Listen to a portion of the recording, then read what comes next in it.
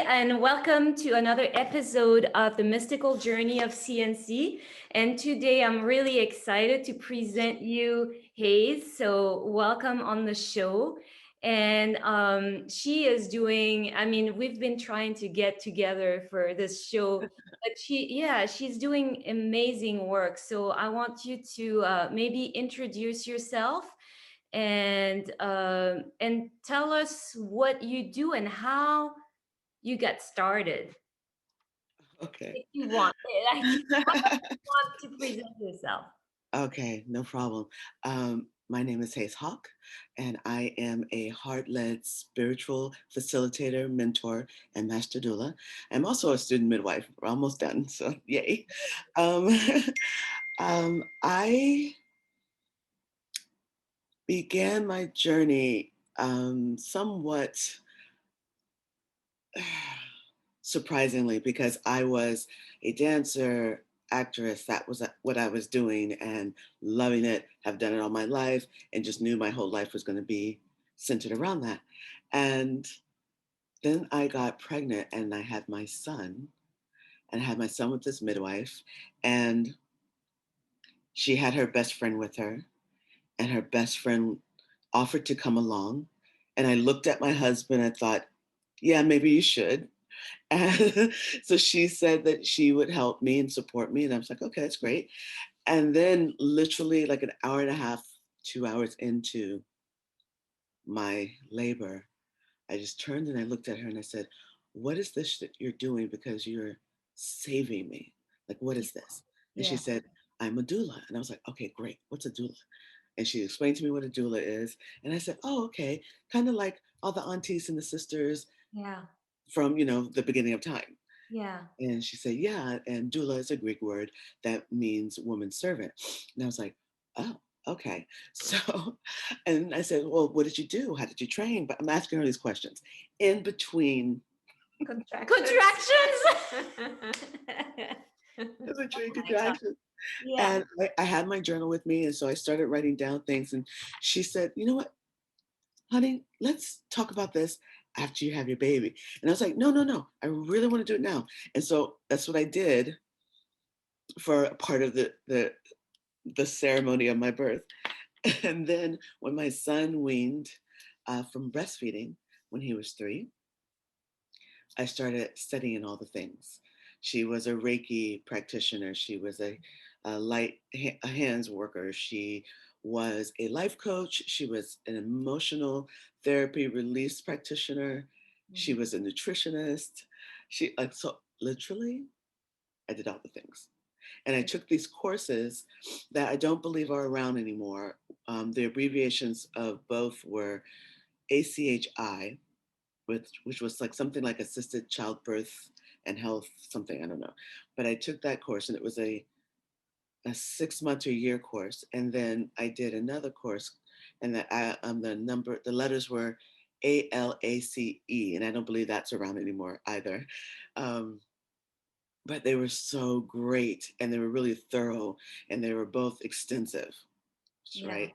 And um, and then I started my journey, and I started off as a postpartum doula, and then by accident I became a labor doula because I had come to drop off the food, Uh-huh. and the midwife left and said, oh, this isn't going to happen till the morning. And And I then was it like, happened. great. And as I was putting the food up, I heard the mama go, I was like, I ran into the room and she was like, I don't know what's happening. She said not until the morning. And I took a look and I was like, oh, mama, you're going to be a mama in a few minutes, I'm thinking, in a few minutes. So I called the midwife back and she was like, you're kidding. I'm like, no, you just released her because you gave her time. And so then she just made it happen. Right. So the midwife comes back, but I was standing there as the baby's head was born, and then the midwife came in, and I was like, whew. But I assisted her, and she was like, "You would have done great. You would have done great. It was perfect. You did great. I had all the things. Because I can imagine that, like, the first time like this must be just I some, was not yeah, prepared, yeah. but I was prepared, I guess, because she said that I had grabbed all the right things, and I was doing the right thing as the baby came in. all I remembered was what was done to me. Yeah. Yeah. So I just was protecting her perineum and like just kind of I said, kept telling her, your midwife's on her way back. She's not far. She's on her way back. You just keep breathing, stay relaxed. Everything's happening. You're doing it. That's all I said. Yeah. And the midwife came in and heard me saying that. She was like, you want to do it? Because I'm right here. And I was like, no. You're good. You do it. And so I just helped with the labor. And then she said, you should really think about becoming a labor doula. But I really was loving postpartum at the time, making sure that the families were really fed well, that the bonding between mom and baby were really Yeah. good, that lactation was great and healthy and thriving, and then I loved doing the ceremonies around postpartum for those mamas. So whether it was a placenta ceremony, whether it was like a burial, and Yeah. then the ceremony with the extended family, or like placenta encapsulation, that ceremony. And I love doing that. And then closing up the bones. And like, that was my thing. And I could not imagine jumping into labor, but Yeah. it kind of kept happening. So So I was many. like, okay, let me go back and study some more and then I'll do it. So I started doing labor work. And then I was asked by some midwives if I would be a midwife assistant, a birth assistant, to help um, in this birth space. And so I did that, and then that led me to, because I thought I would never be a midwife because ooh, Yeah. but then I was like, okay, I'm just gonna do it. I'm gonna do it. I'm gonna go to school, midwifery school. You have to do all the things, right? Yeah. But the difference between like medical school and midwifery school, for some of us, we have the chance to do it long distance, where we have the modules. We still have to have a preceptor for the academic and the skills, right? And that skills part is like a apprenticeship, which is the doctor's residency, right? Mhm. But it's the same thing. The only thing we don't learn about is surgery, Yeah. Yeah. right? So, but it's the same medical experience and background and stuff. And I was like, what have I gotten myself into? Oh, Um, but I did that, and now it's taken me a very long time, but now I'm almost done. I'm in my last year, and then I'll be a licensed midwife. So that's kind of my whole journey in That's a that's nutshell. crazy. But I understand because having children, I mean, going through that experience, if I had met you before I had my kids, I would have loved that support, especially, I mean, during labor, yes. I think we have the same doctor and I choose her doctor because, I was still we both come from Paris, France, Mhm. and she already was legal and had insurance and all that stuff. I was like in the middle of getting my green card, like I was, and so I didn't have insurance yet and all this. Wow. Her doctor took me in and said, don't worry, we're gonna make it happen. And I was there for her son's birth, and she had candles, she had Bob Marley playing in the room, Nice. and all this, and I'm like, I want the same thing. And Right. but I felt like an extra, like Extra pair of hands. experience. I mean, I had my mom hold one leg, my husband was holding my other leg, and and I was the nurse, filming. yeah, she was filming I have movies of my birth, but of both my kids' births, but it and I feel like also having somebody to hold the space for you postpartum as well. Mhm. Like whether, yeah, when you just breastfeeding, I mean, it doesn't go as, As it's pretty planned, yeah. painful in the beginning, and Yeah. Yeah. and then the sleepless nights, Yeah. and my husband had to go out of town on both occasions for both kids, Oh, wow. almost like a week after, and I was like all of a sudden by myself and no sleeping, and you don't even feed yourself, you feed your children, and then you forget, like, it's like cleaning and Yeah. trying to sleep, or on all this. And I feel that your work is so important, Yeah. and just like you said, back in the old day, we had like more like a community of women Gathering. gathering, Yeah. like helping with newborns or birth or even afterwards. And nowadays everybody's so separated Yeah. that having somebody like you that just like I, you know, is so Yeah. important. And And I think especially here, you're in the hospital for a couple of days and then you're sent home. And when it's your first kid and you have no one really around, it's so overwhelming because you're not sure if you're doing things right. You don't really know what to do. Yeah. So it's so helpful. Yeah, I think what I do now that I really am excited about is I do a lot of prep prenatally. So my clients, we're going through all the things, what they think postpartum labor, what postpartum will be about, and what they know the truth of it to be, because there's a vast difference. And we go over all of that. We go over, I really want them educated to know and understand the birth space, to understand that journey so that they can own it, so that they can have it be their birth, regardless of whether it's in a hospital or a home, yeah, Yeah. that they own it and they design it, and everyone else is there to assist them.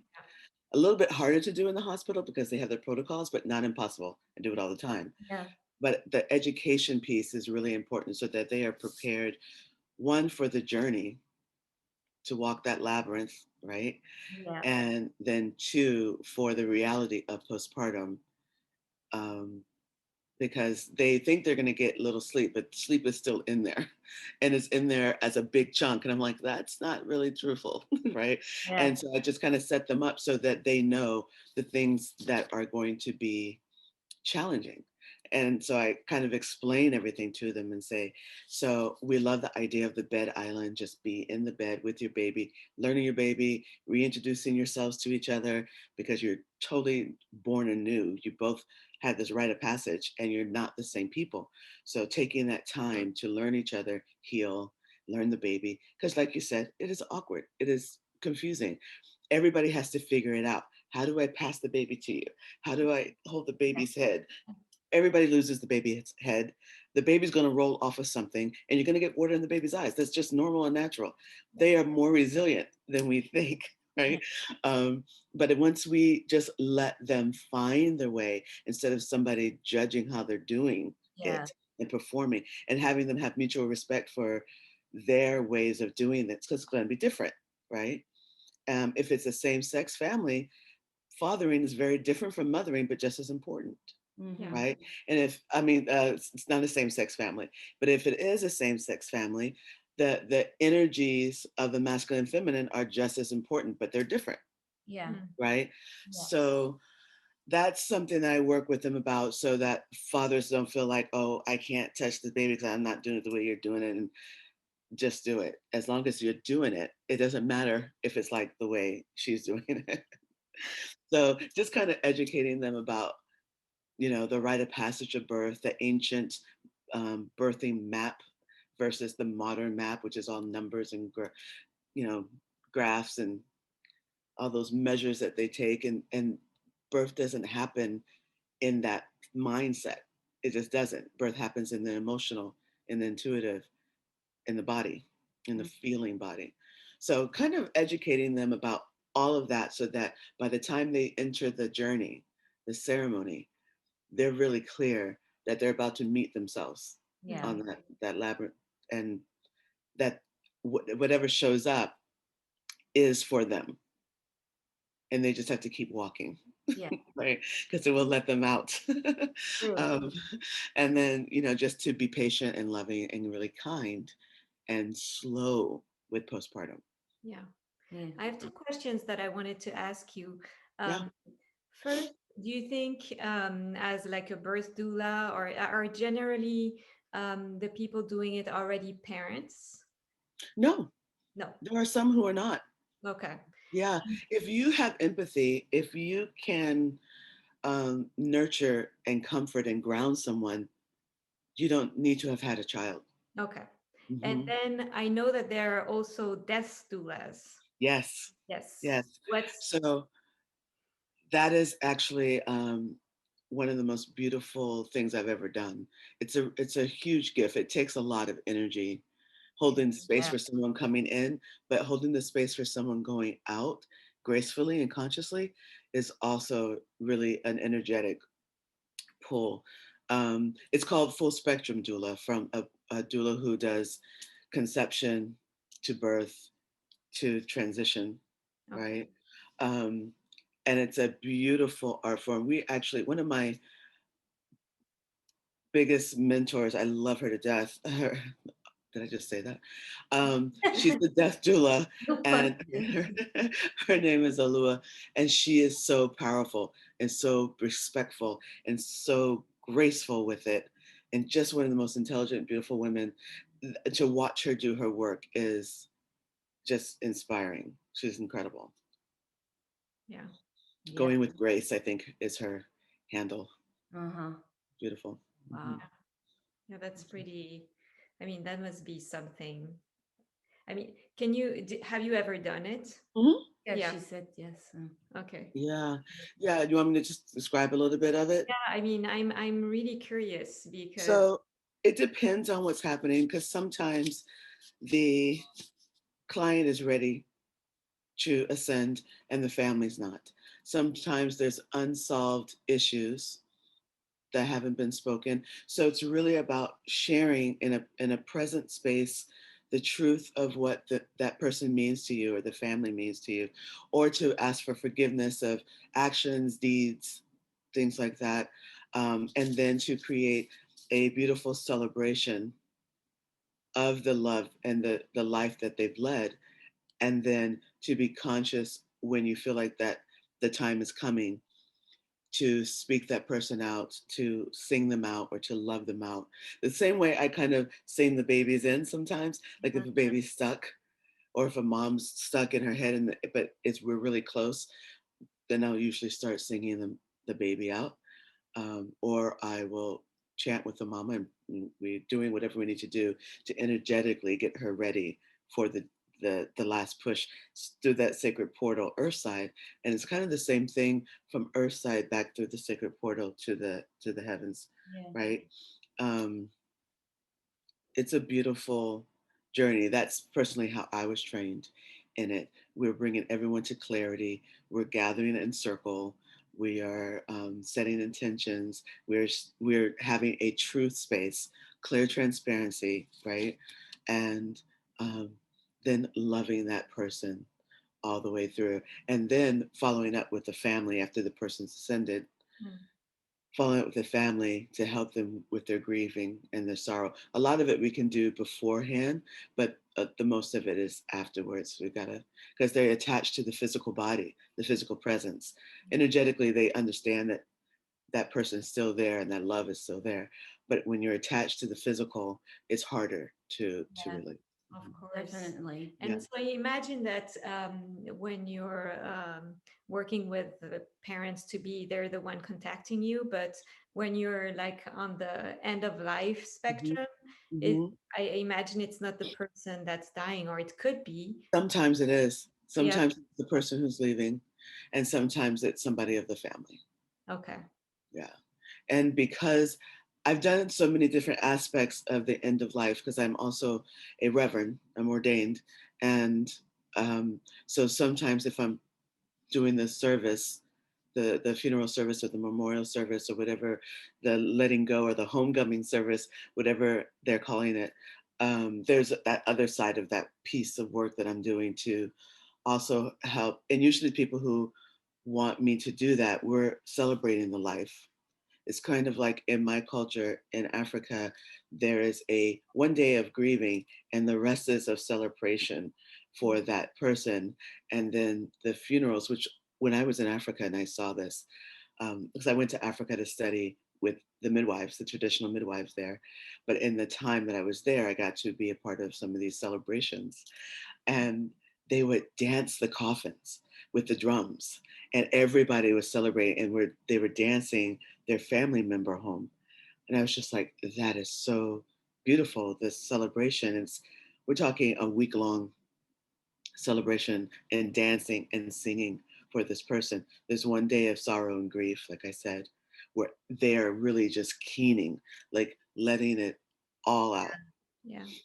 It's really beautiful. And so when I'm contacted to perform end of life ceremonies, they usually want more of the celebration and less of the solemn Yeah. Mm-hmm. aspect, because they're working on healing it and understanding that the energy of this person is going to be ongoing. Yeah. The Yeah. physical, that mortal coil is dying away. Yeah. Yeah. Mhm. It's interesting how all that you're describing is something I think that was true, before, and that with the medical Yeah, world, we kind of lost touch with all that Well, everything is stuff so that makes it, clinical yeah, and so like this is how it is, or like you said that the protocol, like yeah, for birth. Okay, well, we're gonna put you in triage. We're gonna put like an IV in you just so you get like make sure you fluids, yeah, have yeah, fluids, and we're gonna do this and we're gonna do that, and and life doesn't is not like that. It's and just it, more, yeah, you got to go with the yeah. flow, and I everybody's mean, different. you're absolutely right. And we also did this to ourselves yeah, because Yeah, we will sue yeah, people at the drop of a hat. yeah, We just sue. And so that's what the industrial medical complex is yeah, doing. They yeah, are protecting themselves with yeah, those yeah, protocols, right? Most people don't realize that you can say no to those protocols yeah. yeah, and no, waive, yeah, right? And a waiver. But because you're right. It used to be more of a community based thing. But when birth and death were taken out of the home and birth and death became business, this is what happened. yeah, Yeah, and I think that we're missing. I mean, I talked about it earlier with that sense of community that you mentioned too, is that it's very solitary now. Like you Mhm. go, obviously, my birth, her kids, my kids, we were in a hospital room, but we were, she was in there, my mom Mhm. was in there, my husband was in there, because my mom was in there, my mother-in-law wanted to be there too. It's Mhm. like everybody was in there, and so I think it helps in a way because you feel like, okay, these people that care for you are there and they're there for you. But Mhm. some people don't have that. Some people only have a doctor that's there, Mhm. and Mhm. so that's when your work, I think you holding the space, and then I'm talking about like childbirth, but it could be, yeah, like a Yeah. death is the same thing. Is like, you feel so alone in your experience, mm, Mhm. that having even somebody just holding your hand and knowing that they're holding that space for you is so crucial yeah, nowadays, because Yeah. we're all on our devices, like we're all like, it becomes like this world, because I mean, and now with the situation and the lockdowns and the quarantine, Yeah. it's even more crucial, I think, nowadays to have, I saw a picture online one time not too long ago, where it was like a child in a hospital, and the mom was holding her baby, but they had like a plastic in between them Mhm. because of the COVID-19 or whatever, to try Mhm. to, and I'm like, is this for real? And this is like, the touch is so important, and you know and Yeah. I love what you said about the rhythm and the celebration and the chanting, Mhm. because sound and your voice already is so soothing, just even yeah, hearing you Thank you. speak. And I can, I could feel like, oh, if I had that person, if I had you or somebody like Mhm. she would talking have to me. maybe 10 kids. Yeah. But it's that support. I mean, for me, the hardest was postpartum, definitely. Yeah. But and everybody's different. But to have No, somebody yeah, that I mean, for is, me, pregnancy was also yeah, because I pregnancy. had a miscarriage late in one of my 5 Oh, months, of pregnancy. yeah. I was just so stressed out with my pregnancies Wow. because it's just, it takes you back there all the time, and Oh, of course. If you don't heal it. yeah, and I think because also medical world, sometimes induces a lot of fear in me. So, Mhm. having someone who knows what they're saying and who's not in the panic mode is Yeah. so helpful. Someone who can tell you what's normal and what's not. Mhm. Exactly, too. Yeah. That this Because is normal. This is okay. Yeah. yeah, and it's weird because between mothers, like all of it, we don't necessarily share the whole thing. Like, there's not I mean, everybody experiences uh, things a different way, but if somebody had told me, okay, it's okay to have these feelings, it's okay to, you know, you're gonna do this, you're gonna do that, and that's okay. Yeah. I think that's one of the main problems. Like we assume like we have to act a certain way, just like you said, like, oh, the baby's head needs to be held that way and all this, but everybody does it their own way, and it's okay. Mm-hmm. And knowing that it's okay is um yeah, it's then you would feel better, then everybody feels better, and then you're not Yeah. lecturing somebody, like this is how you do it. How do you include, like, because you're a very spiritual person, and you said, how do you have experience with, I'm guessing every parent that contacts you has also kind of more that inclination, they're open. Correct. um, Yeah. have you ever encountered like any issues or any with, I mean, it might not be the parents, it might be family or Um, Or doctor. I have had some issues with the family, but I'm not hired by the family. I'm hired yeah, by the couple.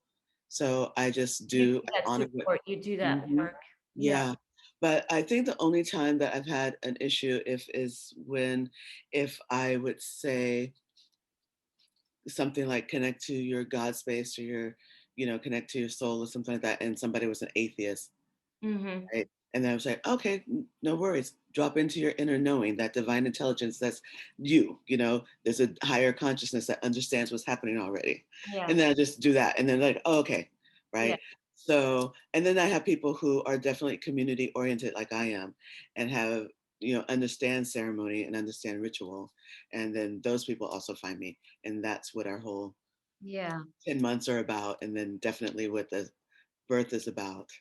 Um, but the understanding of ceremony and the understanding of wanting it to be ritualized for them. So, Mm-hmm. Yeah.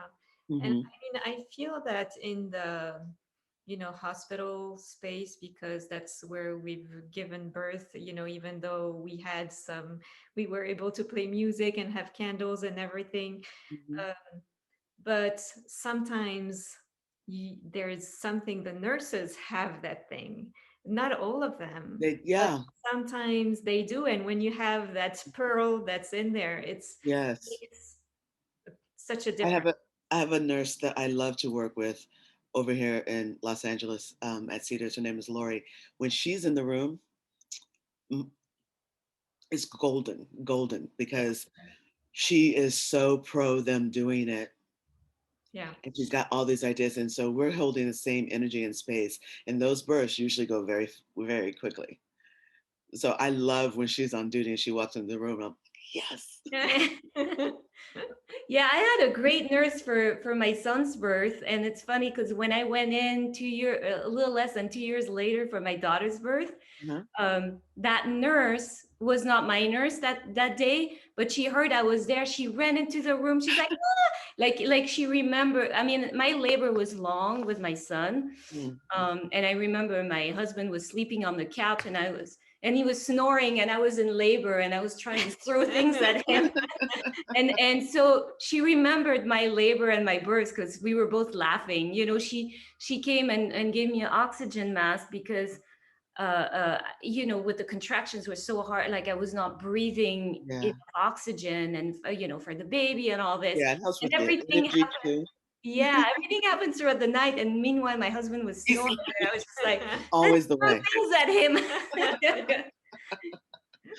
That's so funny. Yeah, you remember, your clients. You Yeah. remember, I mean, I still remember all of mine and I've done this for over 20 years. Are you visiting families you helped like years ago and keeping in touch, or? Yeah, and my oldest ones are like 18, 19. Wow, Yeah, yeah, that's crazy. So crazy. yeah, But yeah, I'm in touch with a lot of the families as much as I can be. I can't attend Yeah, everyone's sure. things. That would be yeah. too much, but it Love is your great to life see. too. Yeah, it's really great Talking to stay in about touch. your life, how do you handle? Because I know, I mean, we've tried to connect with you before, and because birth is so unexpected, you never Mhm. know. you kind of know, but not really. Mm. Yeah, How do you manage your rest, your sleep, your, because you have to also recharge and absolutely. be there. Like, what do you do? I'm asking this for anybody who's watching this who in the future want to be a doula or a midwife, or how, what's your process to Yeah. So I was telling my class that I'm training doulas. I was telling them last night before, because I was like, I got to go to sleep because I've yeah, literally had a birth every day for the past 5 days. yeah, that's Wow. And I said, I'm doing this class because I want you to see this. I want you to get it. Being a doula is, I know it's trendy, but it's not sexy. It's not romantic. yeah, It's not soft and cuddly. It takes a lot out of you. And if you are not willing to honor your self care, your refueling, feeding your soul, feeding your spirit, making sure you get plenty of sleep, then this is probably not for you because it's the kind of work that can take and take and take and take and take, mm, and then you have nothing to give.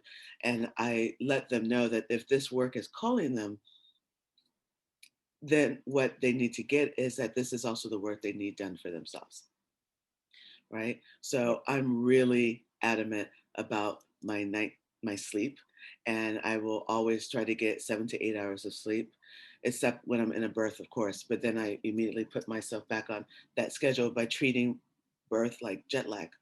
yeah, Yeah. Right? So I'm hydrating, I'm totally, eating really well, right? Yeah, and doing my breath work, doing my meditation, doing my dancing or my yoga or whatever, or my stretching, whatever I'm doing, I'm like really drop into that space. And when I'm off, I'm really off. When I'm off call, I'm not, yeah, you know. yeah, So like I don't have any doula clients for May because I took it off, yeah, Yeah. you know, and I took August off Yeah. already. So because I'm already booked to December, so I know what's happening.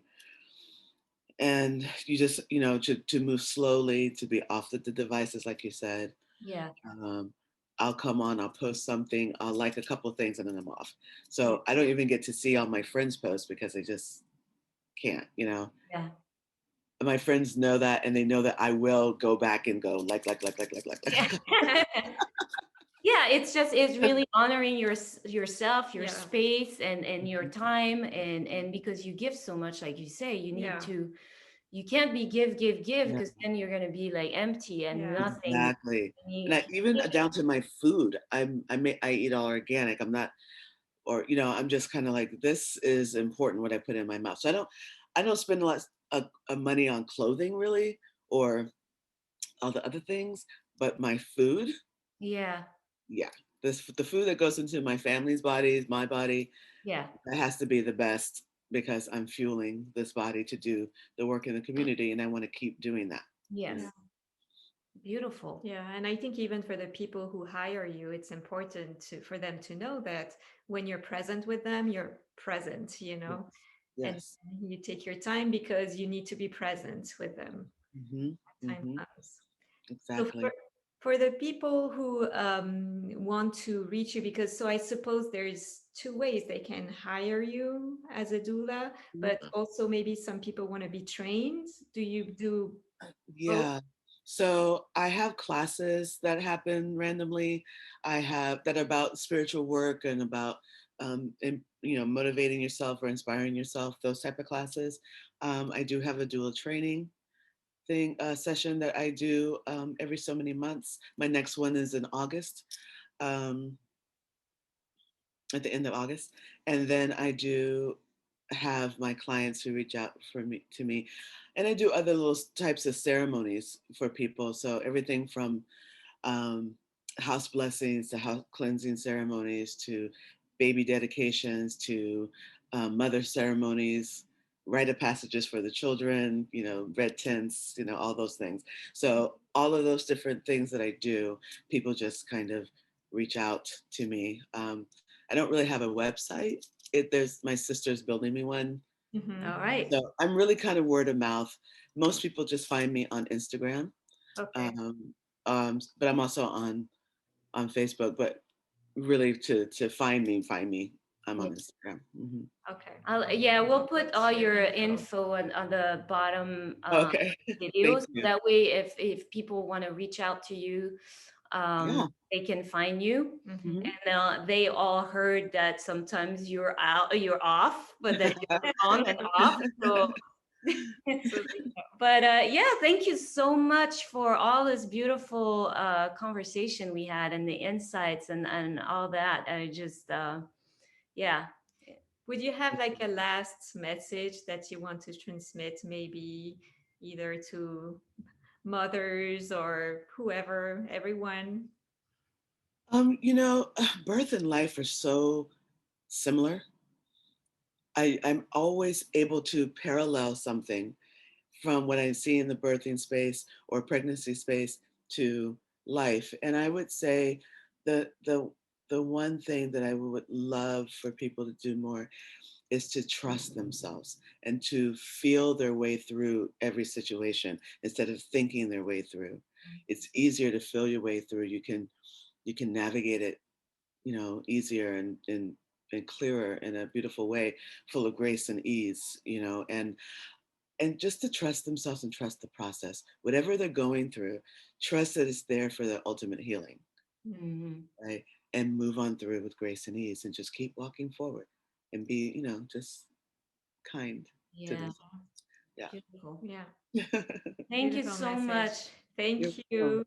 Thank you. And then yeah, I'll let you know when this video is up. We have like a bunch Yeah, before, but yeah, I'll let you know. And thank you so much for your time. thank you. I wish I had another baby now, but Thank you, ladies, so much. thank Thank you. you. It's been just a joy. Have a beautiful day. Bye. Bye. Bye.